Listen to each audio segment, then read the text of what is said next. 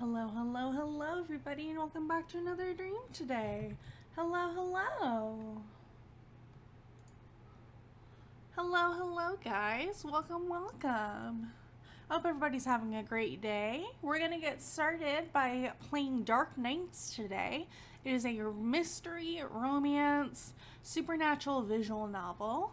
We've been playing it for the last few months. We currently did the Corrado route. And we got a normal end on that. So we're going to be going for the Junoru route, and we're going to try to get a better ending this time. So hopefully we'll learn more about what's going on. But yeah, let me introduce myself real quick for those of you who don't know who I am. Hi, my name is Princess Evillan, and I'm a streamer here on Twitch. And I post almost everything I do here on the channel. It all ends up onto youtube.com/@princessevillanvods. EVILLAN is how you spell Evelyn, in case you didn't know. But yeah, I have a lot of videos on the VODs channel, including the first parts to Dark Nights and the first parts to lots of games that we're playing this week, including Deponia, Homestuck, all kinds of stuff. So if you are interested in watching any of the previous streams that we've done here on the channel, I highly recommend you go check out the VODs channel. And if you are interested in anything that's going on in the stream later this week, I highly recommend you check out the schedule tab on the Twitch page, twitch.tv/princessevillan. Go to schedule and you can see everything that we're doing this week, including what time we start in your time zone, and whether we're doing D&D or Pokemon Fusion this weekend, which we are doing Pokemon Fusion this weekend for Valentine's Day. We're doing a Soul Link Nuzlocke challenge, so it's going to be really fun. I hope you guys stop by for it. But other than that, let's jump into Dark Nights. Oh, real quick, we do have a Discord. If you want to be part of the community and come hang out with me and participate in community events through Discord, I highly recommend you go to the Discord button on the About Me page of Twitch and go all the way down, hit the Discord button. It'll add you to the Discord, and then you can go ahead and start chatting and hang out with us and saying hi and all that stuff.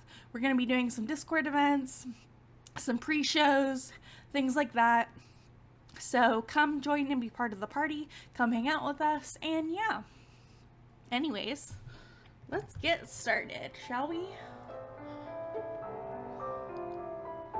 Alright. My avatar is being wonky. She keeps making white faces. I don't know why she's smiling so much. There we go. We'll just put it on that. There we go. Alright. Uh-oh.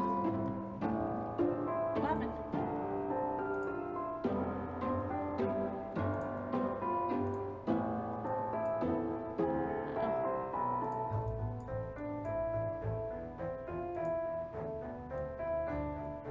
Oh, goodness. What happened? What?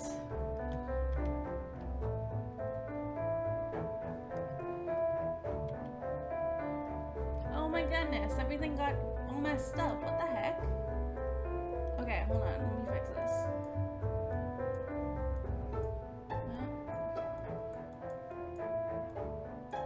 Now we're stuck.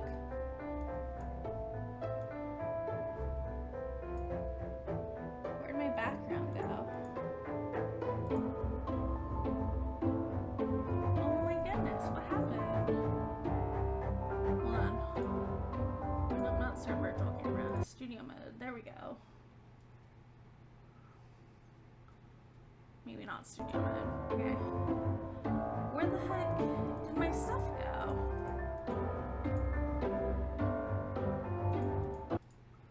Is this still good? Preview scaling, canvas. No, preview scaling, scale to window. There we go. There we go. I fixed it. I don't know what happened. What the heck? Dark Nights. What is this and why does it... Oh, okay. Let me just resize this real quick. Sorry about that. I don't know what happened. I hit a hotkey and something happened. Dark Nights. There we go. Alright. Perfect. Let's get started, shall we? Let's go ahead and load. We were on the Junoru route. We're in Visits, which is like the first chapter. Last time we met Junoru, he told us that he lives in the mansion, the creepy mansion, with his brother, and his brother has been doing some bad things, but they're all in the sake for Junoru, and Junoru is a little concerned about his brother, but he doesn't really know what to do. We've already kind of determined that Junoru's brother is a vampire, I think, or something like that, some kind of vampire of some kind. We met him back in the Corrado route. His name was Roya. We met him back in the Corrado route very briefly. They knew each other. Something happened in their childhood. Go watch the VODs channel playthrough if you're interested in figuring out what's going on with Roya and Corrado. But we're going to be focusing on Junoru today. So, let's get started. I must have fallen asleep while studying. It's finally Friday, huh? The break starts tomorrow. I have mixed feelings about it. I just don't know what I'll do with all of the free time.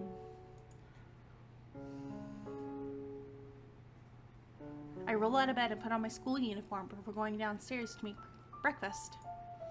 Of course, I have to report the incident to the police. The person on the line tells me they patrolled the park a moment ago, but they saw nothing suspicious there. Oh yeah, so this was funny. Okay, so this character has an issue with, like, following directions and authority. So there's been some talks of people going missing and a serial killer being on the loose. So they told us not to go out after 9 o'clock. And she was like, oh, it's 8:30. I'll be fine. They said not after 9. So she goes out and it's late. She meets up with Junoru. Junoru's like, I'm gonna go find what's going on. All the people disappearing. And she's like, okay. And she goes home, and on her way home, she gets attacked by zombies. And the zombies try to eat her. And she runs home. She gets home. She whacks them with a tree. She gets home. And then this is what happened. This is the following morning. So she's reporting it to the police. We don't know why there were zombies in the first place. I don't think that ever got explained. I know in Corrado's route, we talked a little bit about people being possessed by spirits and turning into, like, undead and zombies and stuff like that. So maybe it's something like that. But we'll see. They began any more calls about weirdos without any evidence. The demon rumor suddenly returned to my mind. I haven't gotten much out of Junoru yet, but I'm sure I'm on the right track, even though the police don't believe me. I checked the mailbox. There's a huge stack of papers because I've not emptied it for a while. Leaving the envelopes and advertisements in a pile, I take the newspapers to the couch with me. Leoji will not be able to mock me for not keeping up to date today. I browse through the articles to find something more about the demon. Hold on, I'm gonna put on a jacket. It's cold. Where's my jacket? Oh, it's on my chair.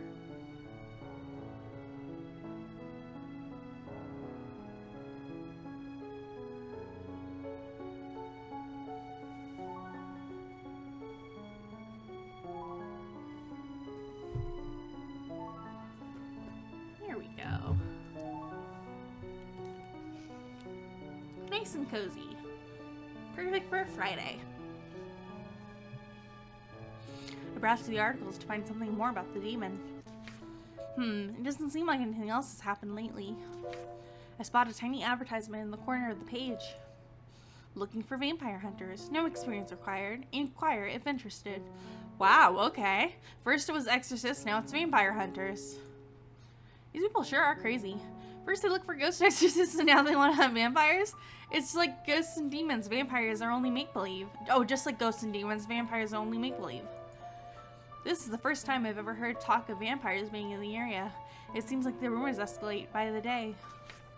I continue browsing through the newspaper and find an updated list of missing persons. There are still no announcements of anyone being found. The list only keeps growing. After finishing breakfast, I head to school. As usual, Iki greets me with a cheerful smile, and Leoji joins us a minute later. The three of us talk about our plans for the holiday before class starts. Has everybody prepared their homework? We'll start at chapter 7. They won't mind if I take a nap anyway. Oh my god, we're gonna sleep in class again? We just talked about how we needed to stay awake during class. Once I wake up, I notice Ikia waving at me with a worried expression. What? I see crumpled up paper balls on my desk. She must have been trying to wake me up by throwing them at me. I gesture that everything's fine. She smiles back. I look at the clock on the wall. The school day is almost at its end. Like usual, I've done nothing productive. I wish I could get away with that. With school finished for the day, the holiday break finally starts. Although I had planned on talking to Ryoji, it seems like he's already left. Ikia must have told him to pack his things for their trip together. Clearing my mind of school-related thoughts, I lazily throw myself onto the couch. Back home we are. Now that I have time, I can investigate those disappearances in more detail. Junoru has also been on my mind a lot lately, now that I think about it. I visit him so often that I probably seem like a stalker. I decided to go to the library. Ju will think I'm creepy if I run into him every day. As always, along the route I pass the Kenriji mansion. In broad daylight, it looks like any other house. I suppose that's why I never noticed it before. I couldn't resist passing by. When I finally reach my destination, it's quieter than usual. I have the whole library to myself. I find myself a comfortable spot and put my bag on the table to unpack my books. Exams will start once the break is over, so it's best to start studying early. Which subject shall I study first? Since I have trouble with history, it's probably best to start with that. I sleep too often during class. I'm getting better at focusing when I'm in the library than when I'm at home. Even though both places are quiet, the surroundings here help me stay in the studying mindset better. The first chapter is about the Kenriji family. I have fallen so far behind. Why are we even learning about local families anyway? I sigh, but nonetheless decide to keep reading. The Kenrijis resided in a mansion that was built in 1702. Oh, okay. Because Encurados were out. His childhood is from like the 1800s, and then he comes into present day. So it is all the way back then. 70 years later. Okay. So 1772. Their house is partially burned down. Okay. But then reconstructed in 1840. A librarian passes by and glances at what I'm reading. Ah, the story of the Kenriji family. Do you know a lot about them? Well, I have heard more rumors than facts. For instance, they were murdered by their fellow villagers because they were supposedly plotting something evil. Oh my god. They say if you pass by the mansion at midnight, you can hear the ghosts of the Kenriji family screaming for help. I've heard so many versions of that story, I don't know what to believe. These stories are supposedly passed down from the villagers of that time period, but they very well could have changed over time, so who knows what's true. Besides, dead men tell no tales. I guess we'll never find out what really happened then. You know, there is one rumor I've heard, and it's pretty recent. They say one member of the Kenriji family survived and is seeking revenge on the village. Some think the demon people are talking about is the family member. It's the occultists spreading that rumor, though. There's no way corpses can come back to life. Librarian nods and lets out a sigh before walking away to continue her duties. Questions stack up in my mind as I stare at the history book. Wait a second. Could Junoru be a ghost? That's what I was saying! Bruh. We're gonna clip that. What a coincidence, bumping into you here. I hear Junoru's voice behind me and look up, startled. It's Junoru! What are you doing here? I came here to study and I thought I saw someone familiar. In a rush, I closed the book and hoped he did not see what I was reading. Why, it's classwork. His outfit is different today. He's got a lot of belts. Junoru smiles gently and takes a seat beside me. I didn't recognize you in those clothes. Yeah, I thought I was gonna say. It is what I wear when I do not go to school. Even in his free time, he dresses nicely. Ah, I did not mean to disturb your reading. Please pretend I'm not here. No, not at all. It's nice to have some company. Well, as long as you do not mind. I stare awkwardly at the textbooks in front of me. Only a moment ago, I nearly concluded that Junoru was a ghost. What a silly thought. I peek at him from the corner of my eye. Junoru looks serious as he browses through his book. I'm curious about what he's reading. When he glances back at me, I quickly turn away. Aw, look at that smile. He's so cute. Uh-oh, what happened to... Uh-oh.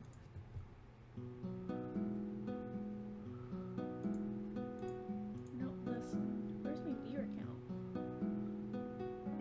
Follower count. No, viewer count.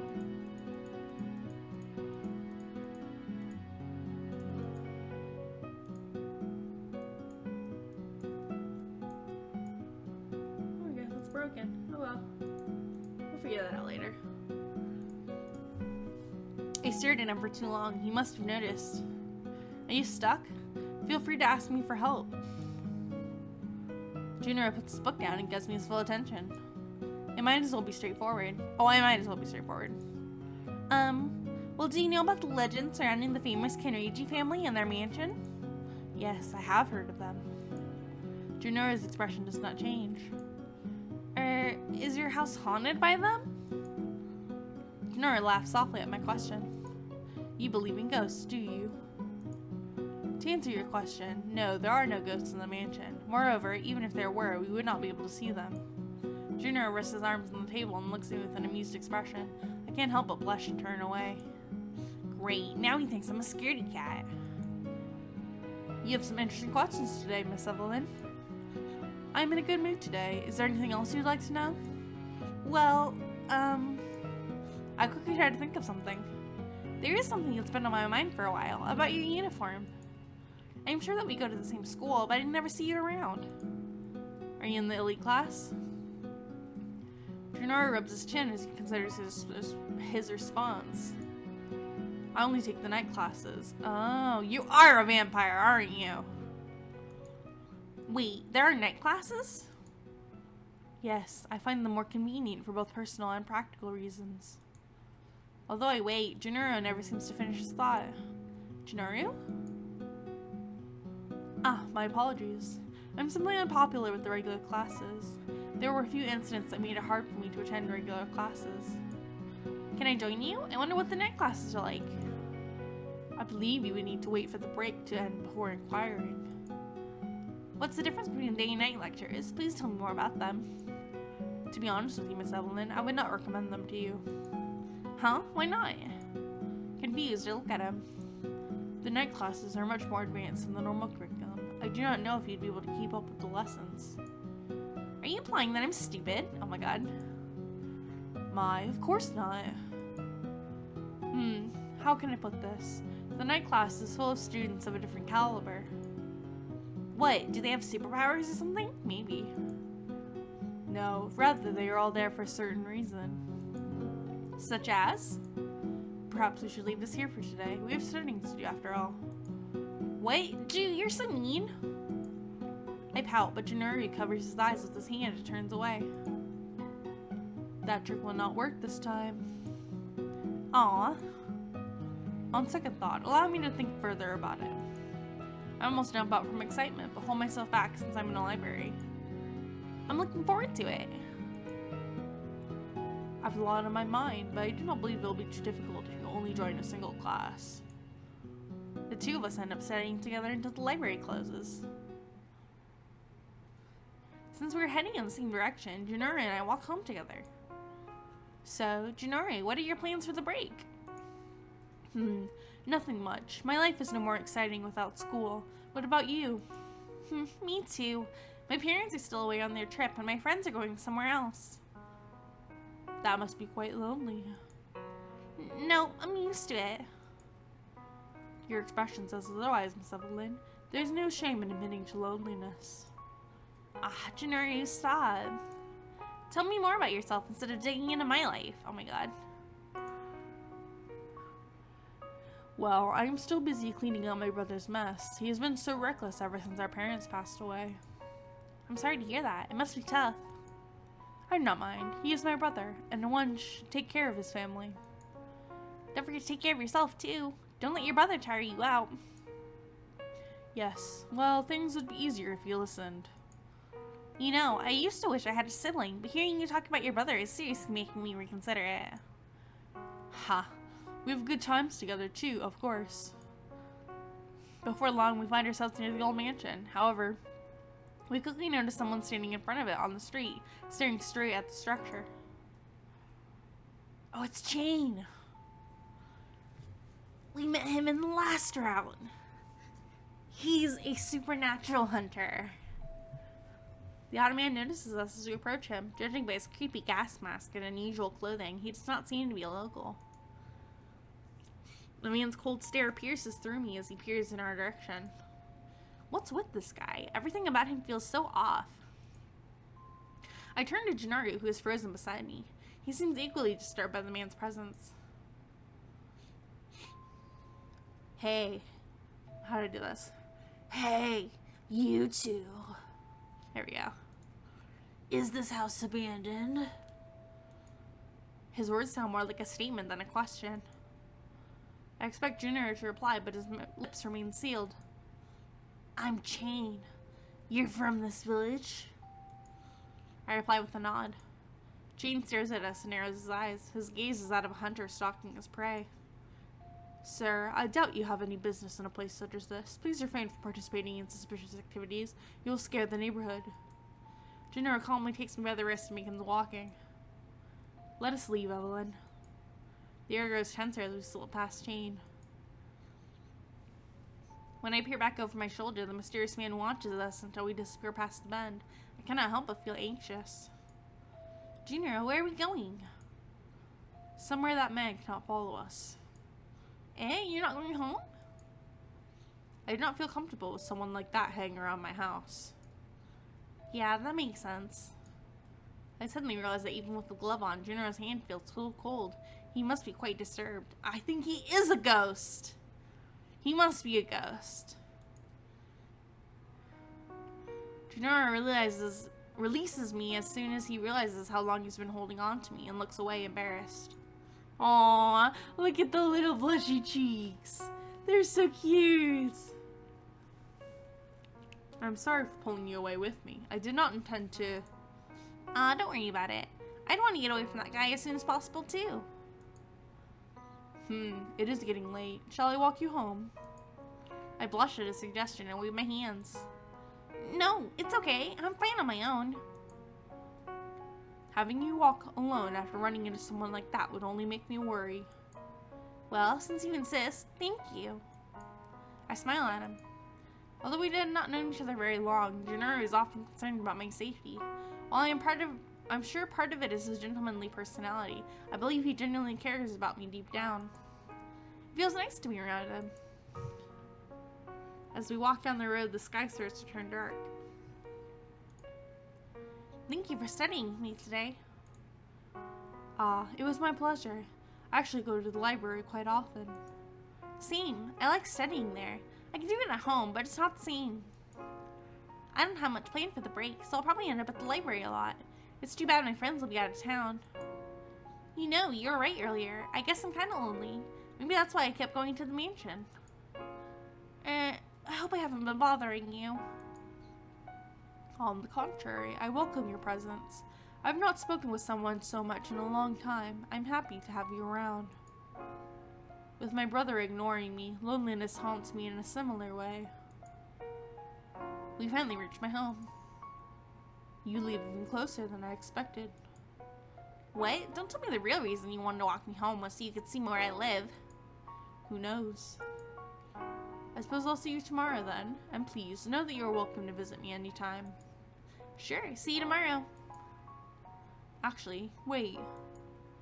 The rumors have been getting stranger by the week. As you already know, you should not believe everything you hear. Do you mean the demon thing?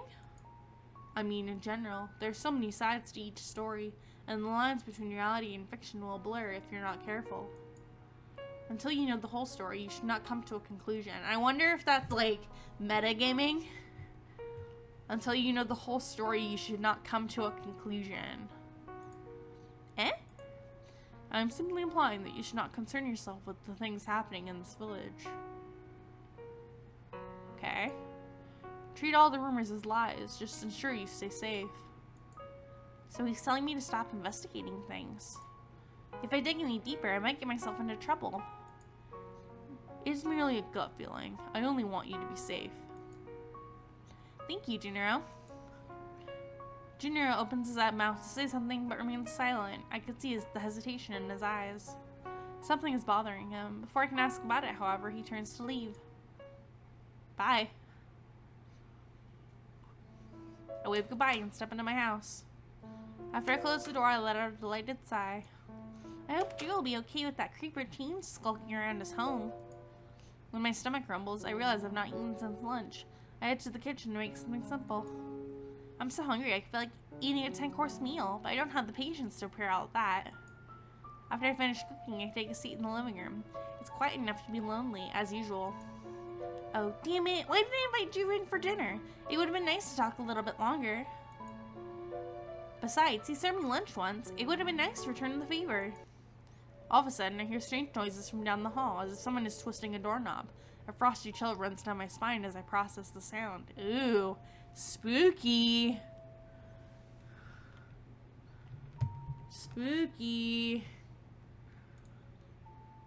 I'm alone here, and the doors cannot open or close themselves. All of the windows are closed, so it cannot be the wind either. Oh my, has someone broken in? Someone broken in?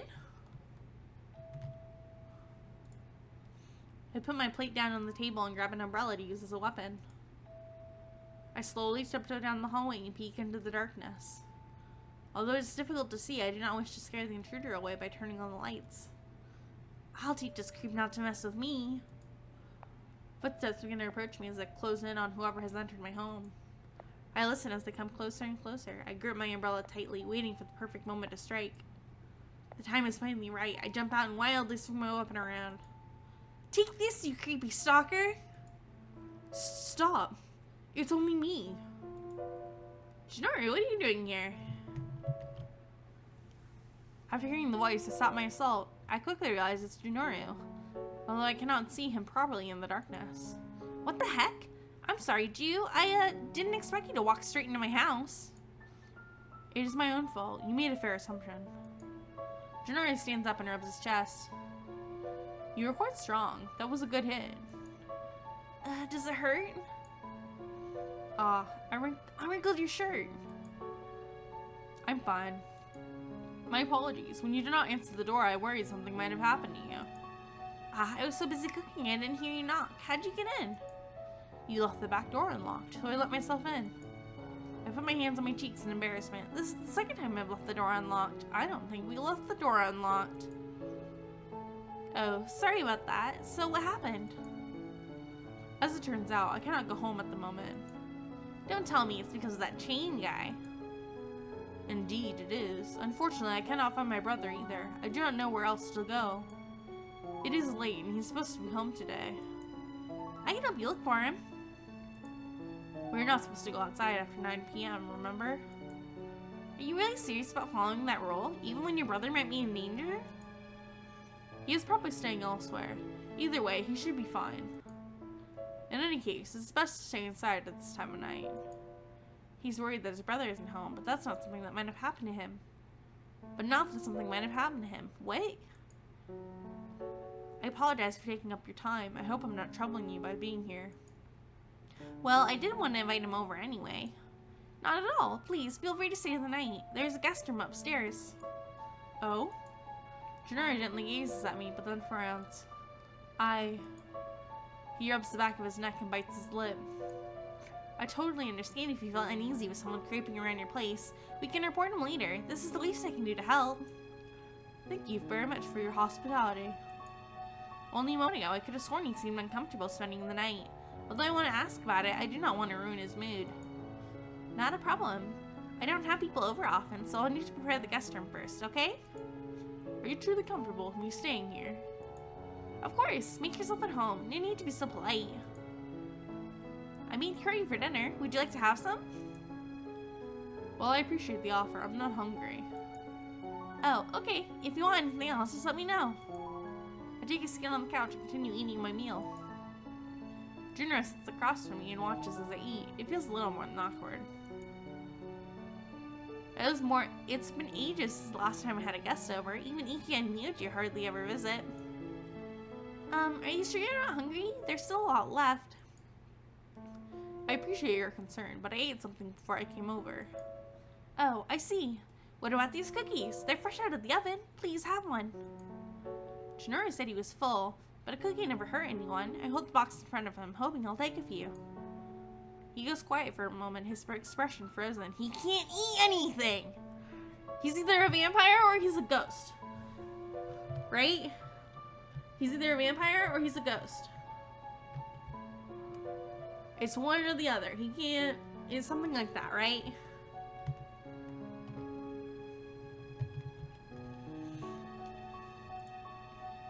Slowly, he takes one and looks at it, fascinated.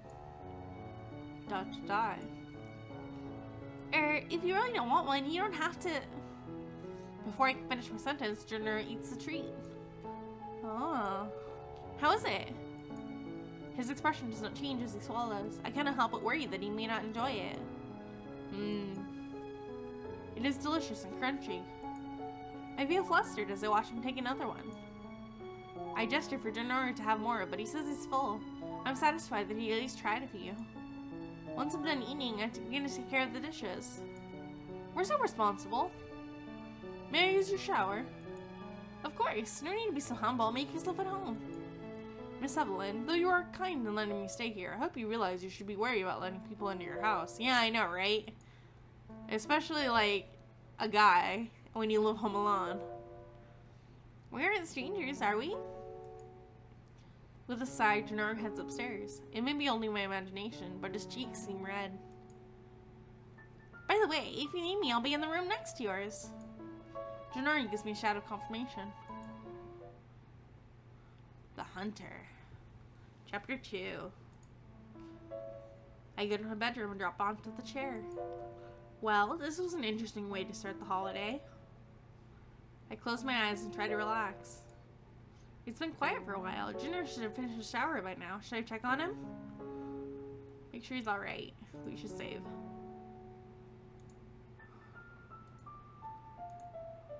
Nope. Load. Yes, load. He can take care of himself. There we go. Duke can handle himself, so there's no need for me to worry. I go to the window and open it for some fresh air.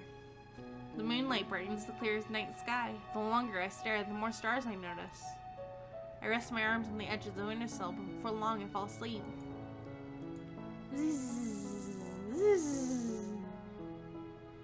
Suddenly, I wake up to the sound of Junoru's voice. He seems to be calling for me. Miss Evillan, may I borrow a towel? Of course, I'm coming. Did I forget to leave towels in the bathroom? I hop out of bed and go into the hallway, quickly grabbing a towel from the cupboard and knock on the bathroom door. Should I just leave it by the door? Thank you very much. I'm sorry for the trouble. No problem. Once I turn around, I hear the door open slowly, as if in caution. I turn my head a bit and see hands swiftly taking the towel before closing the door. Was he naked? Probably. I shake the thoughts off my head and wait in the hallway. It does not take long before Junoru is finished. Aww, he's so cute. I like his eyes. I notice his damp hair after he leaves the bathroom. He smiles faintly at me. Do you need to freshen your clothes? You can borrow my dad's. You are ever so considerate of me, Miss Evillan. It's nothing. You've done enough for me already. I do not wish to trouble you further. Junoru bows gracefully before leaving. After hearing the guest room door close, I decide to have a shower of my own. Finally clean, I close the bathroom door behind me. With Junoru here, I feel so much safer. Maybe I should tell him about those creepy stalkers I have. He may know what's going on. As I head through the hallway, I notice light from the downstairs. Oh, what is that, a pen? To my surprise, Junoru is sitting in the living room. The dim lighting makes him appear even more mysterious than usual. Hey, what are you up to? Ah, Miss Evillan. Unfortunately, my mind is so active I'm unable to sleep. I can understand that. I get each of us a glass of water before sitting opposite Junoru. Anything you'd like to talk about? Ah, no. I'm only overthinking things. I tend to do that when I'm alone. Speaking with you does ease my mind, however. Is there anything you would care to share, Miss Evillan? If you insist. Well, you know, I feel like there's been someone following me around lately. This creepy zombie lady attacked me yesterday, too. You must think I'm crazy, but the way she behaved was so strange. Worry shimmers in Junoru's eyes as he listens to me. I don't think I'll risk going out at night again. I'm worried there are more of those creepy people. I reported the incident to the police, but they didn't seem to take me seriously. I believe it would be best not to report any future incidents. Why not? Isn't that what the police are for? More people are getting hurt, Jew? Because... Miss Evillan, I'm very sorry to have deceived you. Deceived us? In truth, I am the one who spread the rumors about the demon. Of course, there is no demon. Only dangerous people like the woman you described. I had to ensure everyone knew something dangerous was lingering in the village, and... Junoru rubbed his gloved hands together. I sense guilt in his uneasiness. I'm not upset. Whether there's a demon or just dangerous people, you did the right thing. But, Junoru, why'd you hide this from me? At first, I just wanted to warn you without frightening you. Now, however, the situation has become worse than I anticipated. Junoru leans forward in his seat, hiding his face in his hands. I get the impression he still does not trust me enough to tell me everything. If you think it's for the best, I'll keep this between us. I just hope I won't run into anyone else like that woman. It was seriously scary and grotesque. Even drunks don't try to bite people. If you're going to try to stop them, I want to help. I appreciate your offer, but it is rather complicated. He lets out a sigh and runs hands through his hair. I'm not certain of what to do either. I wish these disappearances and reappearances would end the same as everyone else. Even if I had a solution, the situation does not allow me... I made mistakes and consequently pulled you into this, Miss Evillan. For that, I'm sorry. It's not your fault I was stalked, Jew. It happens more often than I'd like to admit. Junoru smiles faintly as he is at my attempts to reassure him. It is getting late. Although you are on holiday, you should make sure to rest well. You're right. I'm going upstairs then.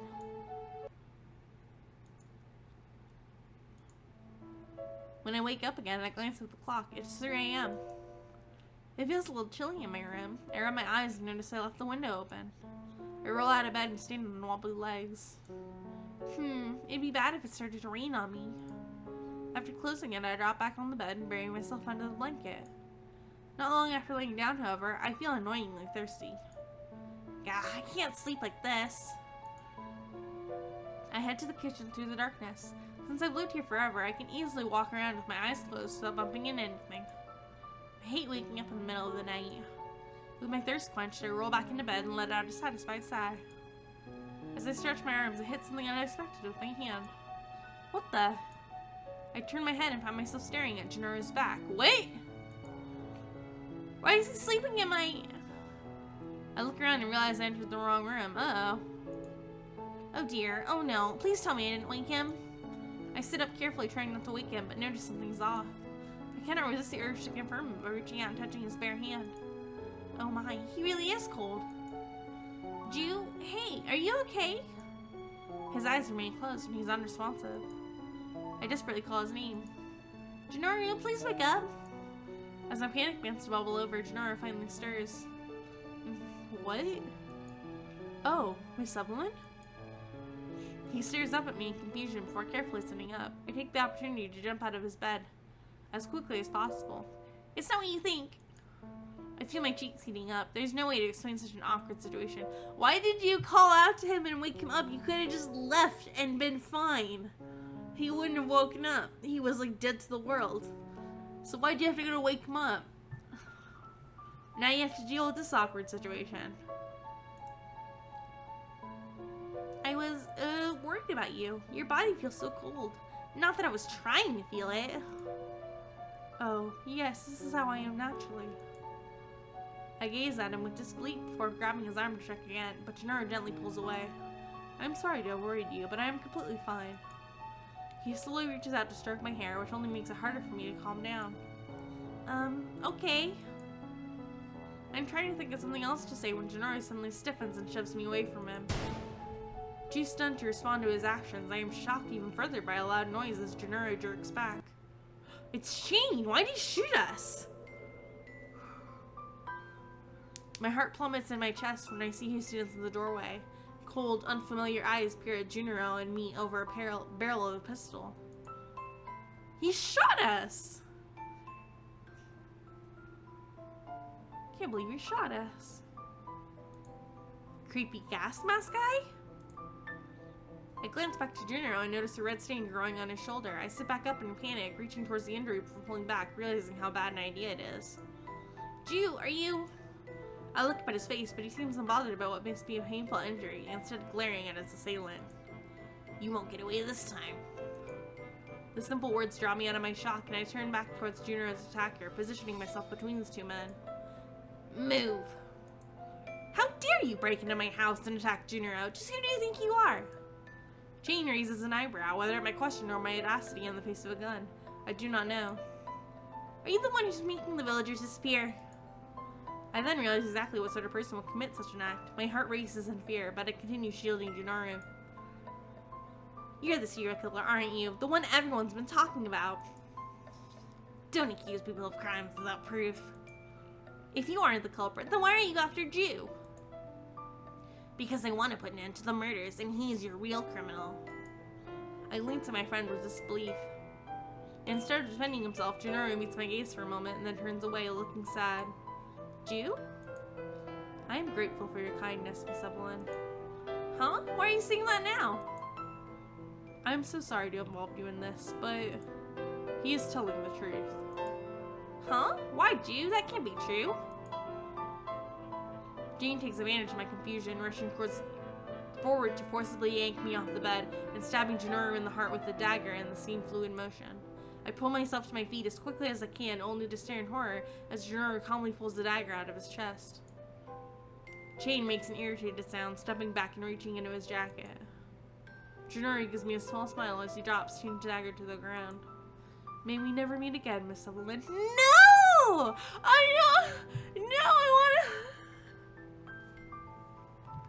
I want to see you again, Junoru. No, this can't be the way this goes. No. He can't just be a ghost and a vampire or whatever and then disappear because, no, that's too sad. I do not have time to reply before Chain pulls out his gun again, leveling it at Junoru. Damn. Junoru dashes to the window, opening it and leaping out into the night as Chain fires multiple shots in his direction. A few bullets hit him before he makes his escape. Chain and I race to the window, but it's impossible to see anything within the darkness. Ju, I can't believe... I sink onto the ground as my legs start to feel heavy. I ignore Chain as he makes another irritated noise and holsters his gun before turning to pick up his dagger. Chain snores, the sound distorted and strange through his mask. I can't believe you protected that thing. Ju is not a thing. He is my friend. The man sighs in irritation. When he speaks again, his tone is that of someone speaking to a particularly stupid child.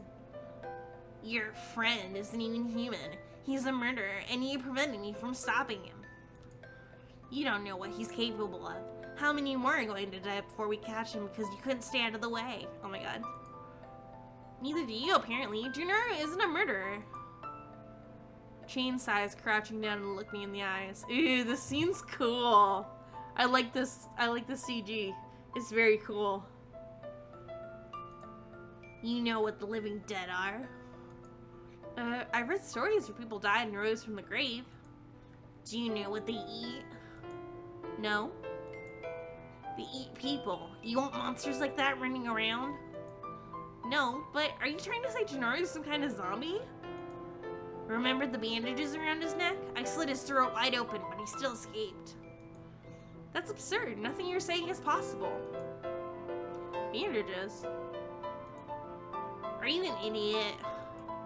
No, even if he is some sort of zombie, Junoru is a good person. Get out of my house. Whatever. Chain shakes his head as he stands up, and I get to follow him to the front door. I get up to follow him to the front door. Don't ever come here again, and stop chasing my friend. Chain snorts but does not respond, stepping out onto the porch. Take my advice. Stay out of this. There are more living dead in this village, and they aren't all your friends. With that, Chain disappears into the night. I knew there was something strange about that guy. No wonder Ju was wary of him. He knew what he was dealing with. I have so many questions, but it sounds like he wants me to stay away. What if I never see him again? I shake my head and close the door before returning to my room. I cannot help feeling anxious. There's nothing more I can do right now. There's no way Ju's behind all those murders. If I have to, I'll find the real culprit to prove it. Okay. I spend the morning worrying about Junoru, hesitant to look for him in case he truly does not want to see me again. After a few hours, I finally decide to stop by the old mansion. I try to peek through a nearby window, but a layer of dust renders the glass opaque. Ju, are you there? I shout his name a few more times to no avail. Where was the secret entrance again? I fumble around the wall with my hand, searching for the hidden switch. Pfft, stupid secret wall door. Resenting myself to the fact that he's either not there or refusing to see me, I head home. Over the next 3 days, I continue searching for my friend, but have no luck. I always walk home with a tight feeling in my chest. I hope Chain hasn't gotten him already. I find some newspapers on the doormat and take them to the living room. An article on the front page catches my attention. Another victim has been confirmed in the serial murders plaguing our village. Kiro Hitoshi, age 40, was found in a dumpster this Sunday morning. Kiro, who had been reported missing 2 days prior, is believed to have been killed between 11 p.m. on Friday and 3 a.m. on Saturday. But Junoru came by about 10. He was still there when I woke up at 3. If he was at my house the entire time, he couldn't be the killer. Is it possible Ju knows this but still thinks himself as guilty? I have to find out the truth. Standing in front of the Kenriji mansion, I shout my friend's name at the top of my lungs. As expected, there's no reply. Desperate, I begin knocking on the windows as I try to peer through them, but it's too dark for me to see anything. I fumble around the side of the house, trying to locate the secret entrance. By some miracle, I actually managed to open the passage today. Okay. Ooh, we got an achievement. The opening theme piano version. We're gonna listen to that for a second.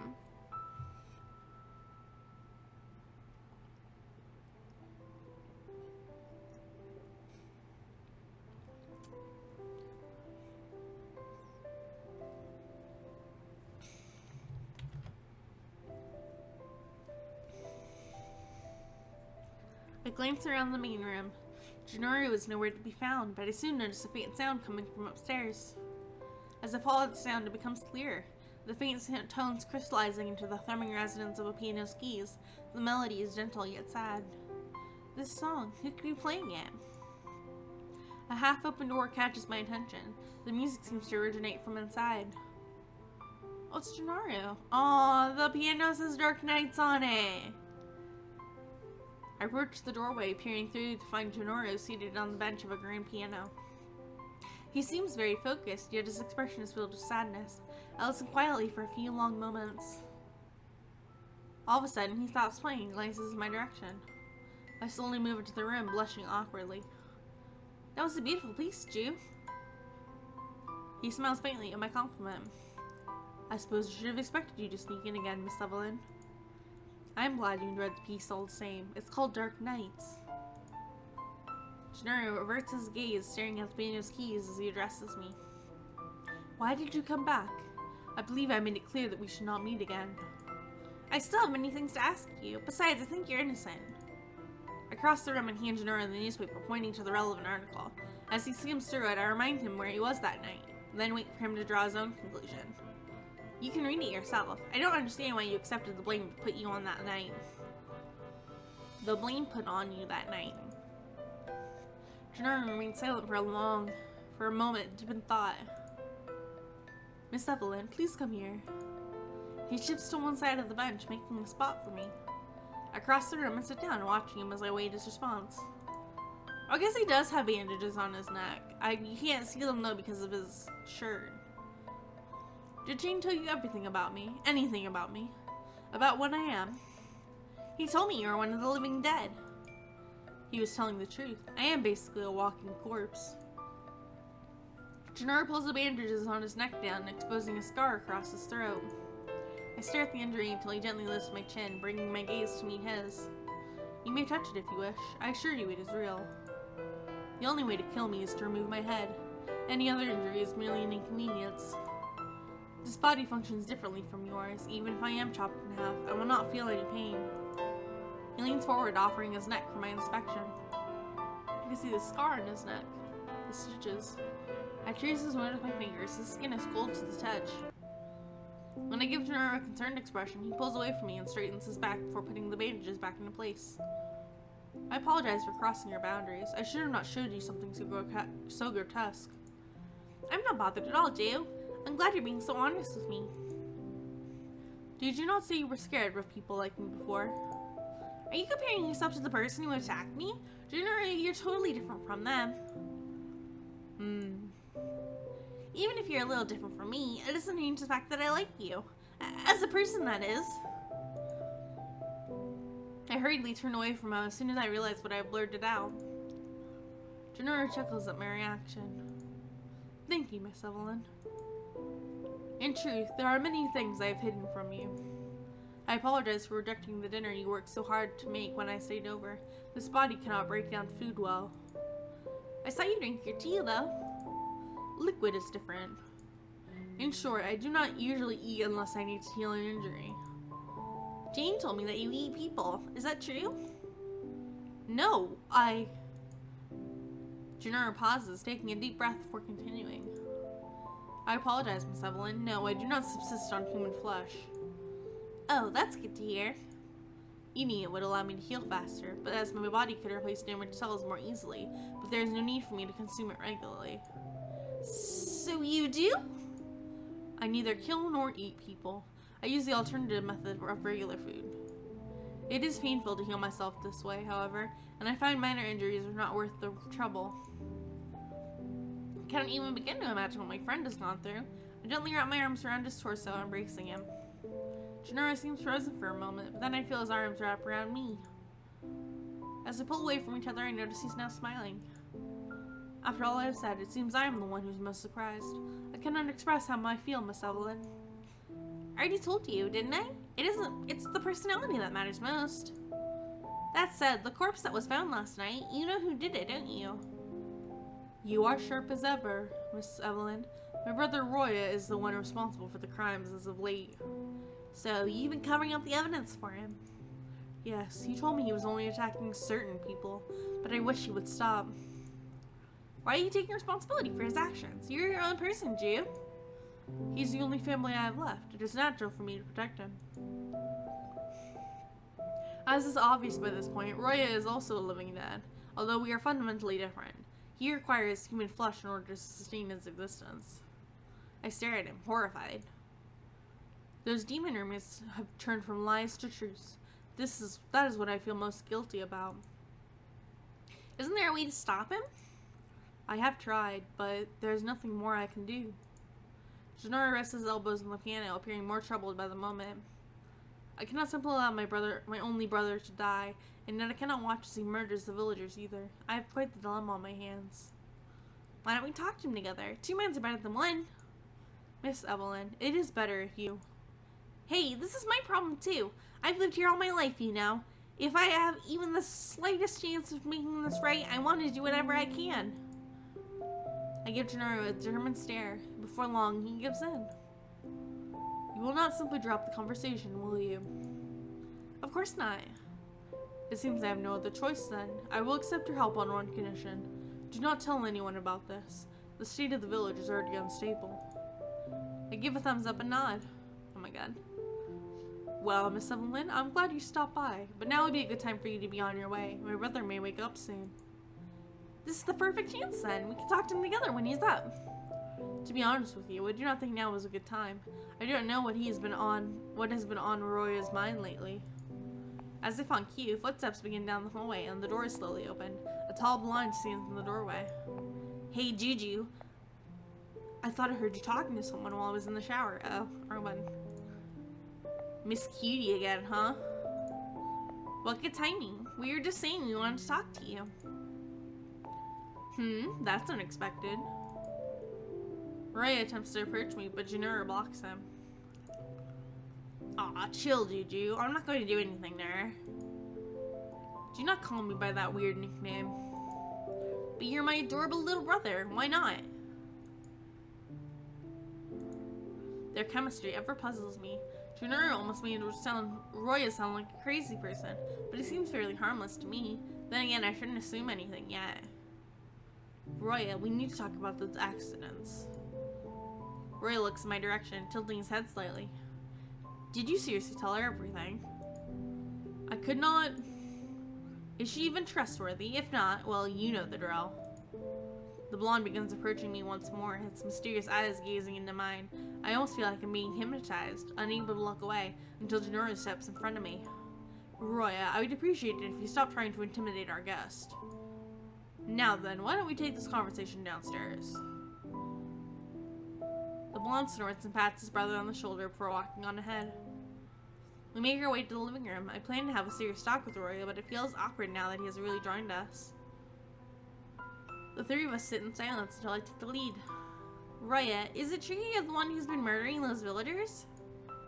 Heh, what makes you think that? Junoru told me everything. You'll be caught if you continue killing, and who knows what will happen to you then. The man shoots me a mischievous smile, although his eyes are filled with poorly hidden contempt. Well, little Miss Know-It-all, what else am I supposed to eat? Or are you offering up yourself as a replacement? I might stop killing if I have an entree as cute as you. Junoru clears his throat, deliberately interrupting his brother. Roya, please take this more seriously. Heh, I suppose I'll have to if my adoring little brother asks me to. Still, what do you actually expect me to do? Are you a biologist, Evillan? I open my mouth to speak, but realize he has a point. I vaguely remember Junoru mentioning something about him and his brother's bodies working differently. Well, if that's all you wanted to say, if that's all you want to say, I'll think about it. If you'll excuse me, I have something to do. Ju, can I get the keys? Never mind, I'll just deal with it. Have a good night, Miss Cutie. After Roya leaves, Junoru clutches his hands together and lets out a deep sigh. Sorry. I guess it wasn't very helpful, huh? It was not your fault, Miss Evillan. He was not taking the situation seriously. Were you frightened of him? I sincerely apologize for his crass demeanor. No, it's okay. He just came off as a bit... Despite what you have witnessed, he can indeed be serious at times. Even still, I do not know how to react. I do not know how to reach him. Especially when it comes to the villagers. We only find ourselves in disagreement. As much as I do not wish to admit it, the reality is that he often kills villagers for some reasons other than consumption. I see. Well, he did say he'd consider what I said. I hope he'll keep his word. It has been a while since he last listened to someone. I cannot predict his actions, but I truly hope he will. Me too. By the way, where is he going? I believe he went back to his room. He doesn't go out every night, so there's no need to worry over it.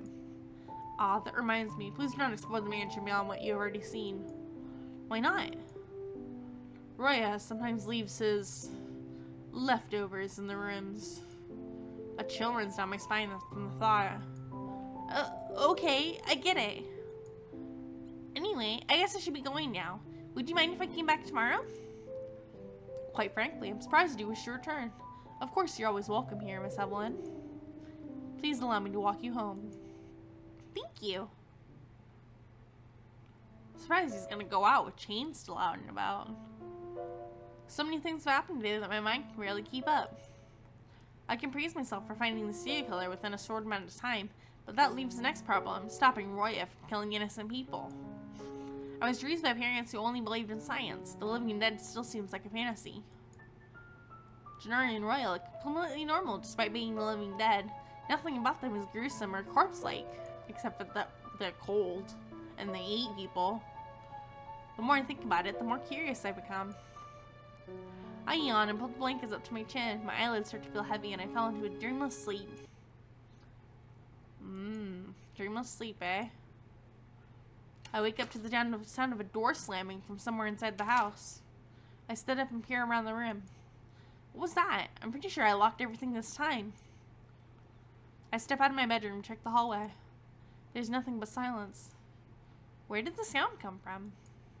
As if answering my question, I notice movement in the darkness. Show yourself. The floor creaks as the shadow creeps closer. I quickly tried to find the light switch, but still unable to recognize the figure. I fumble against the wall, but I realize who my visitor is before I can turn on the lights. Is it Roya? It is Roya. Roya, what are you doing in my house? Aw, I was hoping for a stronger, more scared reaction, Miss Cutie. Breaking into someone's house isn't a joke. How'd you even get in here? You didn't lock the door. Anyone could have walked straight in. No, you can't keep pulling that bullshit. Yeah, right. I remembered to lock it this time. If you broke the lock, you'll have to pay for the repairs. Oh, don't make me look bad. I just wanted to see your cute face again. In the middle of the night? What are you, a pervert? Anyway, go back to your brother. I'm sure he's worried about you. Nah, he'll be fine on his own. You, on the other hand, have loneliness written all over your face. I didn't ask for your company. Roy steps forward and grabs my arm forcefully. Heh, really? He peers deeply into my eyes. I freeze for a moment, and then I...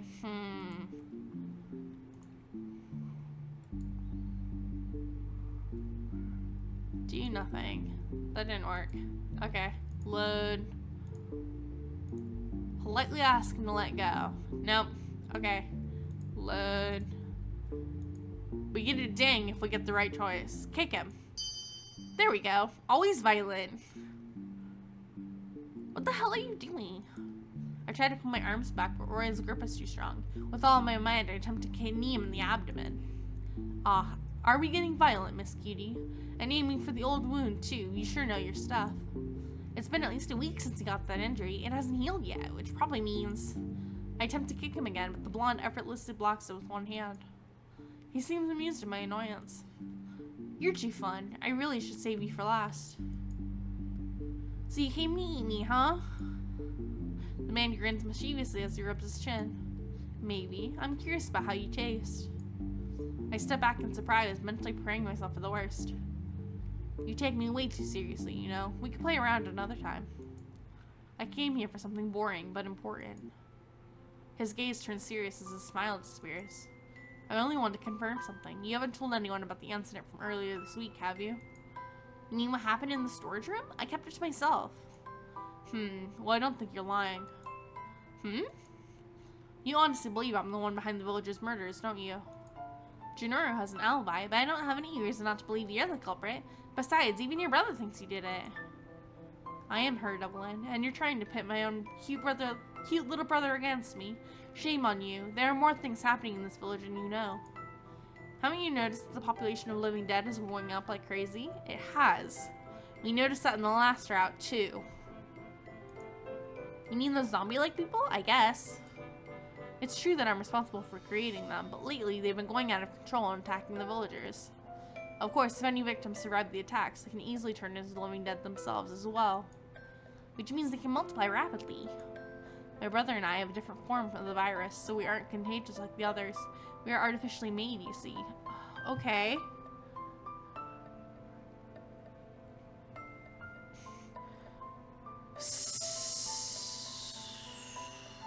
I'm trying to wrap my head around this. So... Roy and Junoru are artificially made undead. They probably were involved in some kind of ritual or something with their parents, and then their parents died. And then Roya has been making living undead by eating people, but they've been going around and attacking people and making more undead. So he's trying to control the population, but they're of a different virus species. My eyes widen in shock. Anyway, the missing people are all long dead. My point is, you don't need to help us. Keep yourself locked up in here and nothing bad will happen to you, I promise. What about all the living dead around town? They're dangerous. You'll only get in the way if you try to help. The next time I'm hungry, I might take care of them myself. Maybe. All alone? You're getting ahead of yourself. Huh. You're underestimating me. Well, I'm off. Don't tell my brother what I said or else he might end up hurting himself. Wouldn't want that, would ya? Does Junoru know that the living dead are multiplying themselves? Doesn't matter. Anyway, if anyone finds out about this, make sure you put all the blame on me. Leave my brother out of this. I softly agreed to the request with a nod, but fundamentally disagreeing with Roya. Think of this as making us even. I didn't forget that you helped me when I was injured, Evillan. Roya smirks before leaving me alone in the hallway. My impression of Roya has changed again. I have mixed feelings about all this. Junoru has a right to know what's going on, doesn't he? Once I'm sure I'm alone, I have double-checked all the locks. I return to bed. Next day. I walk down the street, steadily approaching Junoru's home. Should I really tell him about last night? It might worry him even more, though. I suddenly notice someone standing under the street lamp. With the light casting a shadow over their face, I cannot recognize the figure. I warily step closer, only to be unpleasantly surprised. Is it Chain? It is Chain! Chain? The man's cold blue eyes shift towards me as his breathing audibly slows. You shouldn't be outside at this time of day. The living dead are already out. What? Already? Chain walks off without another word. Seeing his broad back, I'm reminded of the moment he attacked Junoru. I will never forgive him for trying to harm Junoru and Roya.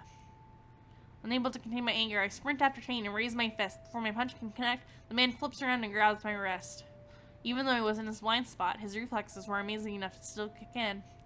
What are you doing? Ew.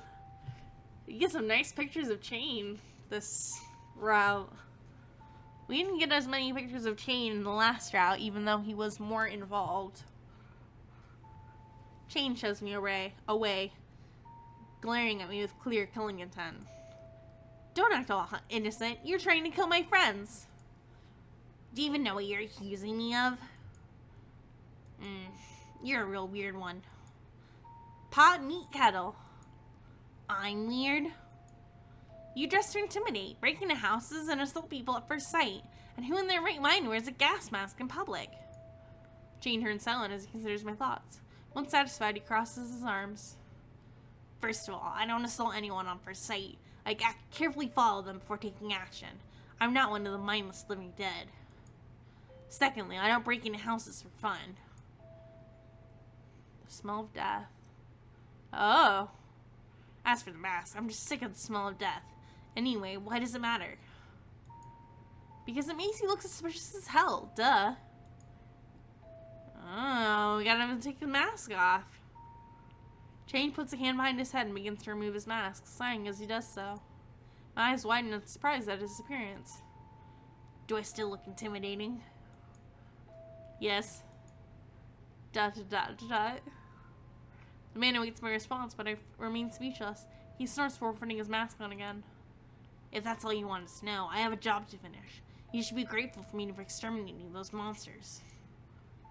I clench my fist and glare at the man until he disappears. A short while later, I arrive at the Kenriji mansion. As I move to the side of the house, I notice a large hole in the wall. Did one of the brothers break the wall too? Well, that was pretty easy the first time. I giggle at the thought. I head into the passage and arrive at the main room. Ju, are you there? I have a bad feeling about this. Nobody replies, but the mansion's large enough that any man have heard me.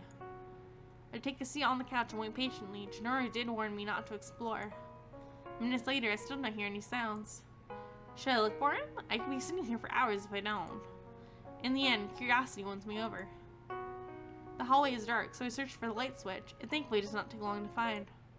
Farther down the hall, I find fresh droplets of blood on the ground. Could these be from Roy's victims? I wonder if I'm on the right track. Ju, are you here? The bloody trail leads me to a closed door. I brace myself for the worst as I open it. Just one peek. I can run away any time.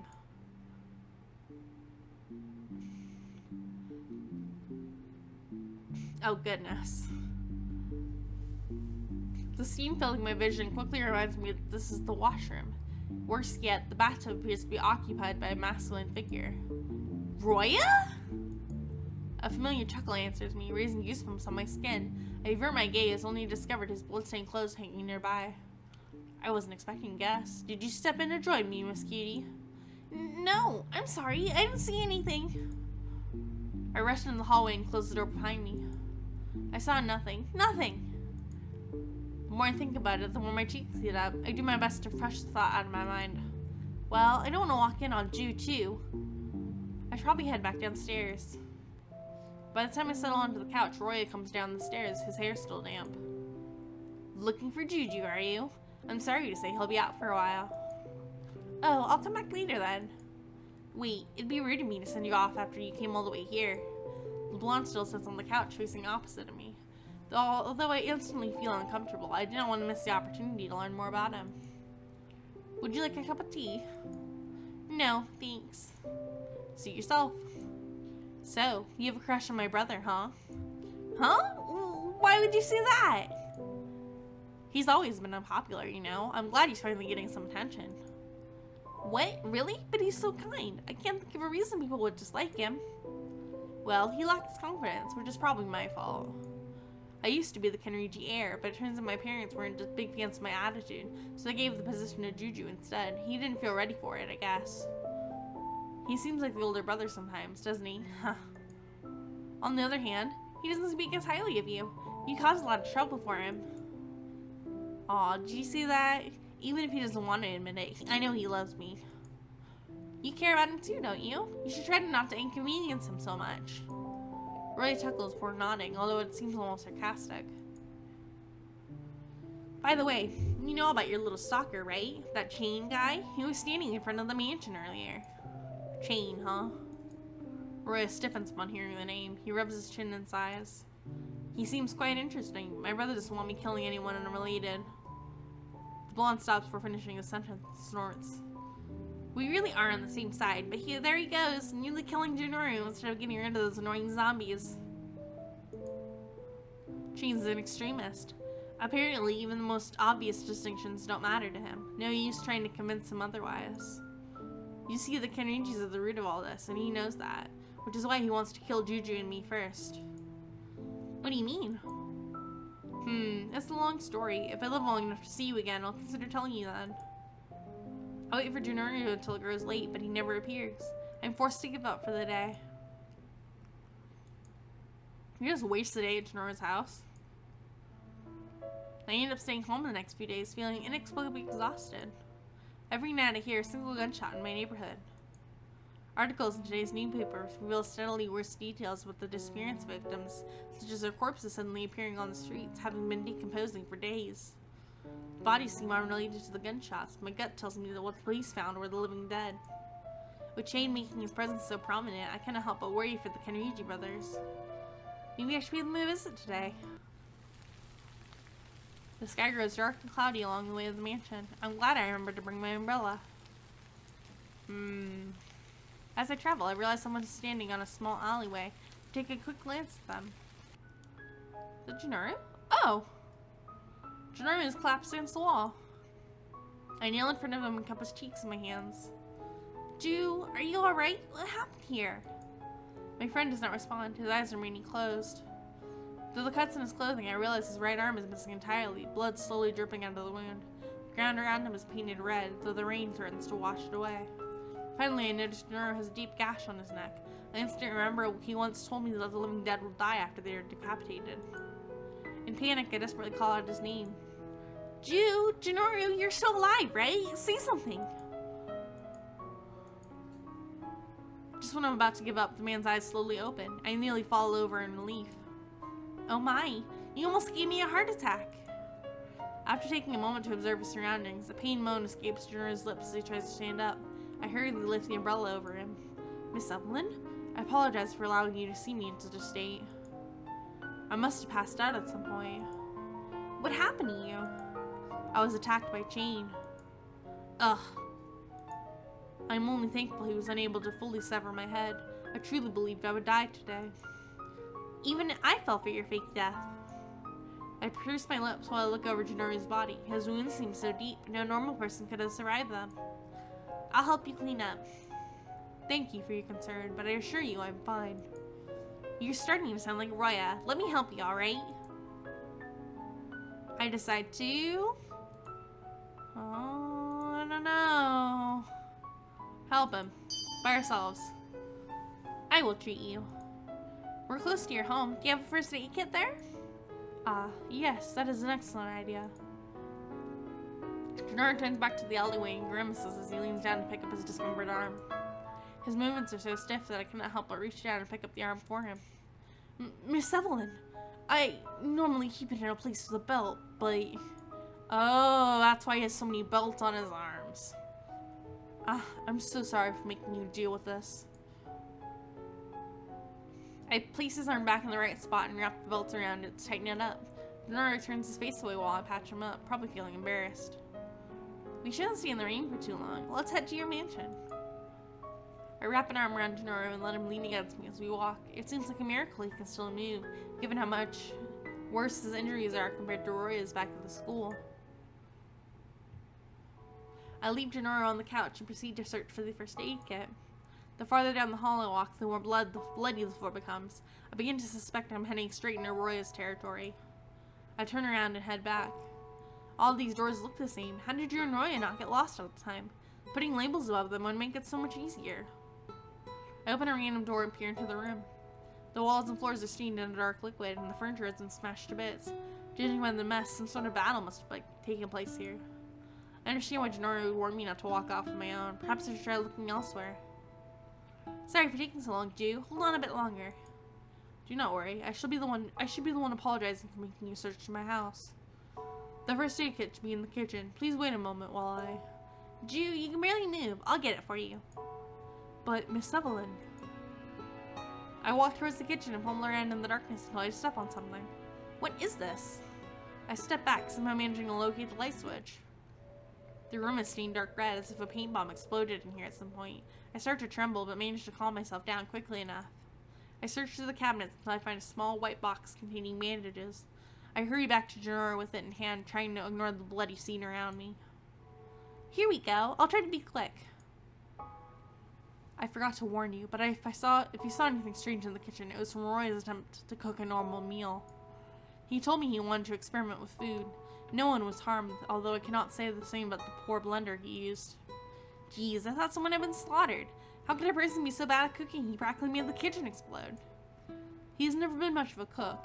Even so, it was heartening to see him take your advice and attempt other ways to satisfy his hunger. To be honest, it can be a dangerous enterprise. As he is unable to metabolize normal food, the contents will instead rot inside of him. A large enough portion should be fatal. Oh, okay. Could be fatal. Oh, wow. I'm sorry you even suggested it. I didn't realize it was so serious.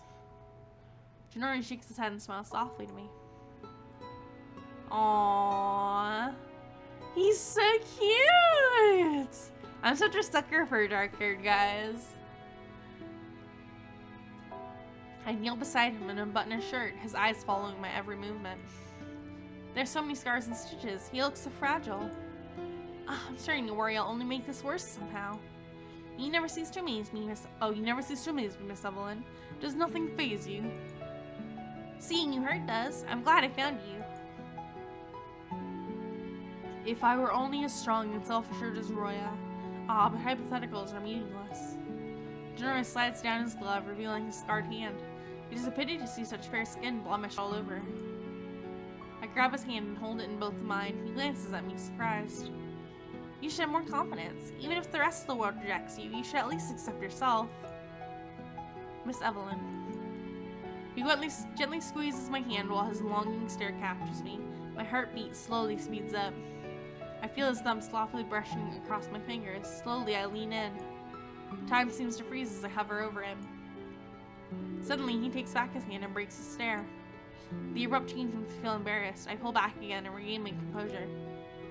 I feel better now. Thank you for your assistance. Of course, it was the least I could do. May I request we stay like this for a while longer? His voice is pleasant, yet tinged with a touch of sadness. I continue to patch him up while we resume our conversation. To my delight, my friend is truly beginning to open up, sharing his worries with me. Junoru has been suffering more than I ever realized. I only hope I can support him better in the future. Eventually, our discussion shifts to Roya. It has apparently been a full day since he returned home. Why are you so worried about your brother? He seems like someone who can handle himself. Well, it is a long story. Come on, tell me anyway.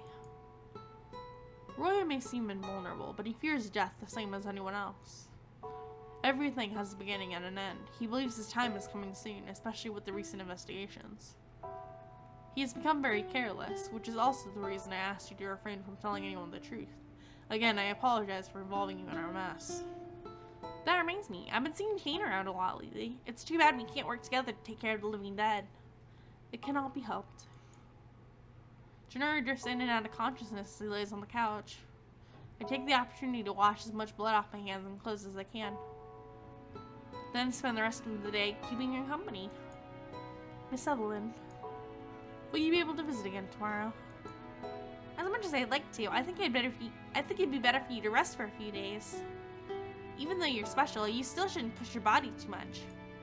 He snorts before giving in to my request. Next day. We'll go for a little while longer.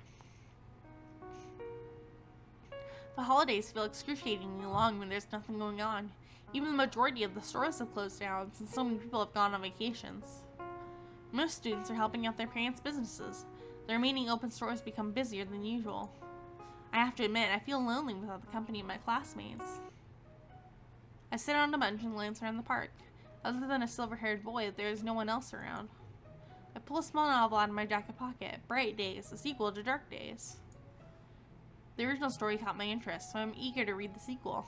Even though this title is not as popular as the first, it seems to be written for the series fans. Rather than being a new story, it retells Dark Days from the perspective of another character. While I'm lost in the tale, I hear someone dash across the park. When I look up, I notice Chain chasing Sachiro, a boy I met earlier. The man roughly grabs the boy by the scarf and pushes him to the ground. After handcuffing the boy, Chain pulls him up again and begins leading him away. I cannot even begin to imagine what sort of crime a child like him has committed. Oh my god, Sachiro! Even though I remember him, I decide to stay put. Sachiro, no! No, not Sachiro! That's so sad! What?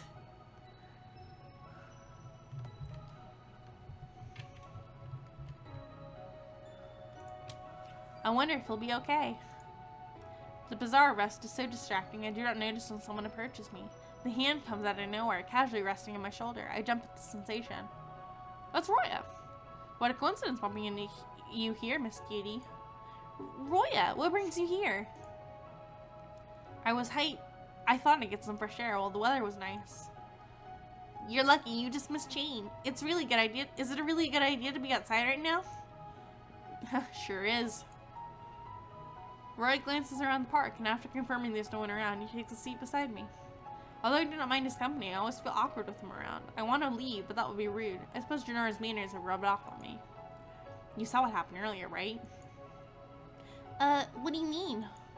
That boy, he was taken care of by Chain. I thought he was looking for me. Do you happen to know why that boy was arrested? No, but the fact that he's with the gas mask now means the kid's in trouble. Anyway, that stalker seems to know too much about Juju and me. I'm starting to wonder if someone isn't leaking information about us. Roya smirks at me, his eyes narrowed, but I swiftly shake my head. Oh, come on, Miss Cutie, I didn't think it was you. Chain's been after us since way before we met. Besides, my cute little bro is too much of a worrywart to risk worrying you by telling you everything. I know what the bastard is up to, and the last thing I'm going to do is let him get his grubby hands on me. Huh? Roya lets out a sigh and glances up at the bright sky. The book you're reading, Bright Days, is good. Characters that barely had a few lines in the first book actually get to speak their minds. Well, I probably shouldn't spoil it for you. Let me know when you finish reading it. I didn't expect Roya to be much of a reader, but it's nice that we have something in common. Hearing him talk casually makes him seem like a different person. I want to chat a bit longer, but he suddenly stands up and stretches his arms, yawning. I'm starting to feel tired. Staying outside for so long always does a number on me.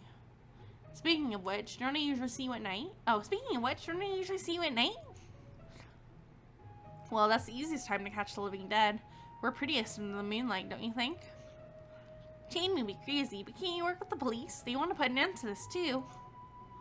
Isn't it obvious? With stained hands like mine, how could I ever ask the authorities for help? There must be someone willing to help. I don't know how many of those living dead are out there, but you can't do it all alone. Whatever you say, Miss Cutie. Roya waves his hand before walking off. Okay. I paid Junoru a visit the next day, hoping his recovery is coming along well. I had considered bringing him food, but ended up only taking a few packs of tea leaves, just to be safe. On my way to the mansion, I happened to bump into Junoru himself. To my surprise, he had shopping bags in both hands.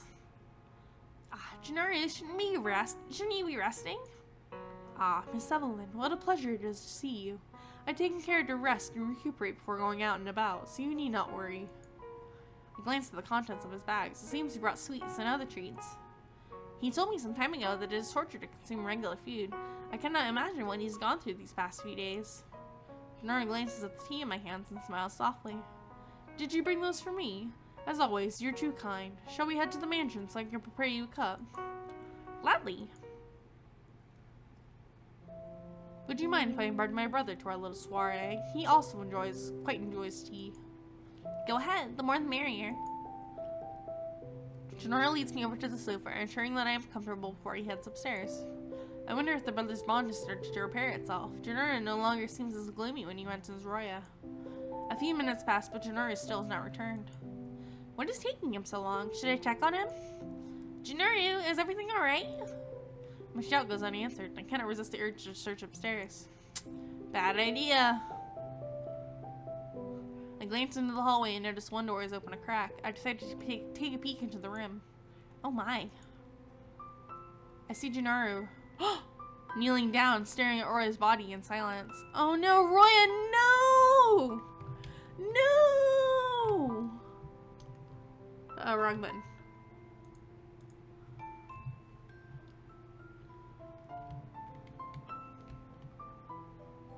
Not Roya. Is Roya dead?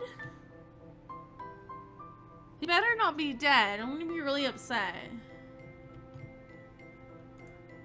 My stomach lurches as I gaze at the blonde, who is even in worse condition than Junoru was back at the alleyway. Junoru, what happened? I step closer to properly examine the situation and see a deep cut on Roya's neck. Horrified, I turn away and take a step backwards. I just spoke with him yesterday. Why did this happen? And we're certain to come to an understanding. Junoru clenches his fist as tears stream down his cheeks. I reach out to offer what comfort I can, not knowing what I could possibly say. He slowly rises to his feet and turns away from Roya's mutilated corpse. He struggles to say something, to find something to say, lost in his sadness. When it seems like he's about to break down, he pulls me into a tight hug, his chin resting on my shoulder. His breathing is ragged. The depth of his sorrow is trapped below the surface, trying to force his way through. For what feels like the first time, Junoru's air of calmness is breaking down in front of me. Tears well up in my eyes, blurring my vision. I did not expect Chain to kill him. The elder brother I grew up with always seemed so strong, and take revenge or don't take revenge? You shouldn't take revenge. I don't know what you're thinking about right now, Ju, but I don't want to see you get hurt. Please don't try to take revenge on Chain. Junoru pulls away slowly. I cannot describe the sadness and pain reflected in his eyes. Despite all he must be feeling, he nods silently and forces a weak smile. Miss Evillan, what would I do without you? He wipes away the remnants of his tears with his gloved hands. It seems you only see me at my weakest. I wish it were otherwise. It's nothing to be embarrassed about. Thank you for being here, though. I cannot have you stay in this bloodbath. I must see to Roya's body. I'm so sorry, Ju. You know where to find me if we need anything. Of course. Please take care of Miss Evillan. Before I leave, I take one last glance at Junoru. Poor guy, losing his brother after all that's happened. He's still trying so hard to keep it together. I quietly head home. I spend my time in my bedroom. I can turn to sleep without worrying about Junoru. His sad expression is burned into my mind. Thinking about it makes me want to cry too. My thoughts swirl around in the incident this morning. It's easy to find even more murders in the My thoughts swirl around the incident this morning. It is easy to find even more murders in the papers. I can't forgive Chain for this. As if on cue, I hear someone knocking against the window pane. Chain's face appears on the other side, and he gestures me to open the window. It takes me a moment to realize what is happening before I walk closer. What are you doing up here? He gestures to me, but I cannot hear anything from the class. The moment I give up trying to interpret his silence and open the window, he takes the opportunity to step into my room. What do you want this time? Junoru isn't here. Are you here to kill me too? I need to talk with you. It's so important you have to come through the window? You weren't in the you went to the mansion today, didn't you? Oh, and how do you know that? Were you following your prey to make sure he died? Chain continues staring at me with his cold, emotionless eyes.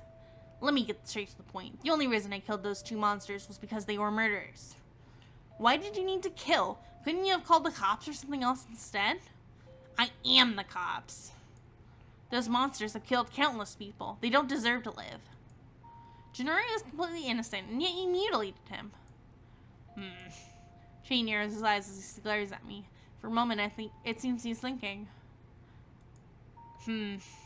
I see. What? Whose side are you on? The village's or theirs? Chain leans closer, our faces inches apart before I can even blink. I stare at him, frightened into speechlessness as the horrible wounds of the Kenriji brothers flash through my mind. Chain leans even closer, causing me to fall into my bed as I try to step back. Everyone you know and love will be dead before you realize it, all because of those monsters. You should spare your efforts reporting this to the police. If you twist the story, you'll get to deal with me. This is my last warning. Get in my way again and you'll be just as dead as them. He goes back to the window and glances at me one last time before jumping out. Once he's gone, I swiftly slam the window shut. Why would he come here just to say that? Does he think I'm an accomplice? At the very least, I think he's assumed Junoru is dead too. I can't let him find out the truth. I sit back on my chair and think about Chain's words. Since when was I on Junoru's side? Is it because I shake my head at the thought before dozing off into a dreamless slumber. Wonder how this is gonna end. Okay. I think I'm gonna call it here for today. So thanks for joining me, you guys, for this episode of Dark Knights. I hope you enjoyed it. We learned a lot. We learned that Junoru is undead, as is Roya, which explains why we thought he was a vampire. They kind of are. They're kind of like vampire zombies. Although Junoru doesn't eat people, but Roya does. But Roya seems to only eat people who either did something to his family, I'm guessing, or has something to do with the living undead. So I don't really know what's going on there. I guess we'll never really know because Roya's dead now. So I'm glad we told Junoru not to go after Chain because Chain thinks he's dead. So we'll have to see what happens. I'm really excited. I hope you guys are too. We'll continue this next week on Friday. So join me then for more Dark Knights. But you can also join me tomorrow for Valentine's Day. We're going to be playing Pokemon Fusion Soul Link Nuzlocke version. We're going to be doing a Soul Link version of Pokemon Fusion where Gob and I are going to be playing together at the same time. And, how do I put this? Like, there's gonna be some rules. We talked about it last night. There's some rules that we have to go over. Some Nuzlocke rules, some Soul Link rules, just general basics. But it's gonna be very fun. Our Pokemon are gonna be Soul Linked together, which means that when Gob hatches a Pokemon, I'm also gonna catch a Pokemon, and those two Pokemon are going to be linked. So anything that happens to those Pokemon is also going to happen to the other Pokemon on either side. So if Gob kills one Pokemon, then I also have to kill my Pokemon, whether it was something that happened in a battle or anything like that, kind of thing. We're going to fuse our Pokemon at the same times, and we're going to fuse linked Pokemon. So let's say like we get to, I don't know what version of the game it is for Pokemon Fusion, but let's say we get to a route, we both catch Pokemon. We catch our second one for the route, and then we decide to fuse. We both have to fuse the same Pokemon that are linked together. So it's going to be very interesting. We're going to see how it goes. Hopefully it'll be very fun. So come join us on Saturday for that. That's going to be very fun and interesting. So yeah, that'll be really cool. You can also catch me on Sunday. We'll be reading Homestuck. We've been reading it for the past few months now. It's very fun. We got into the Troll Saga. We're learning about Troll Romance. So if you're interested in the Homestuck story, or if you're interested in the first parts to Homestuck, I highly recommend you go check out the VODs channel, youtube.com/@princessevillanvods, and go see,